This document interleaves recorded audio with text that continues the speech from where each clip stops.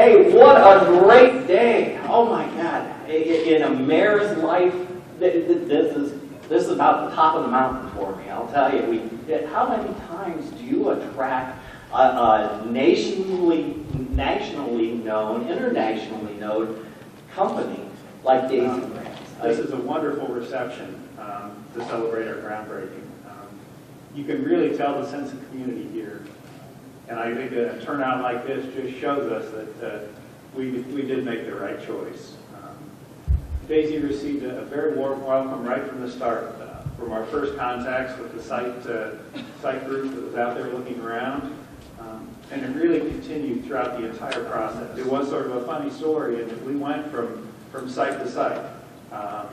One day it actually would move around. I don't know, almost 15 years ago when I first started with Daisy, we thought about Indiana. And talking to the owner of Daisy, I said, I think our next plant is going to be in Indiana. At the time they had good milk supply and things. And even when they started the site selection, I sort of had the feeling that might be where we ended up. When it came right down to it, though, it came down to the people. To be successful, Daisy needed to attract talented people. And we needed to pick a place where those talented people wanted to live. Thank you for coming. We appreciate the governor. It was really looking at what is our selection criteria. And we seem to focus on a smaller community with somewhat of a very community close to a metroplex, but yet have that agriculture and industrial touch. And when you look at what we found with the community and culture of Wooster, I think that matched up pretty well with the College of Wooster, with the Ohio State University, with the access to hearing about the dairy farmers working with the Ohio State Research Center to to help them with their management practices in their business was really one thing that we kept on thinking about is this is a great spot for us, especially since we are in the dairy industry. Chris talked a little bit about the plant. The plant is being constructed with the foundation for considerable growth into the future. Like you said, we weren't planning on buying a 70-acre site, but we surely didn't hesitate to do that. This site has to be able to handle at least a third of the production requirements for the United States. With this site, we can even plan for more and even more products if need be. The cooler will be the first part of that that's brought up.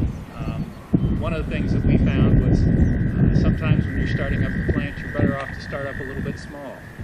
So we've staggered the startup where we'll start up the cooler, get it running on our existing products. It will actually allow us to shut down 2 remote warehouses that we have right now, and bring that distribution to Wooster. Then shortly thereafter we'll be able to follow it with the sour cream production. As we were on our way out here today, the governor reminded me, he's already looked over the 2012 Census Agriculture and reminded me that we are in the #1 milk sales county in this state. And that's why we're so glad that you're here and being a part of this.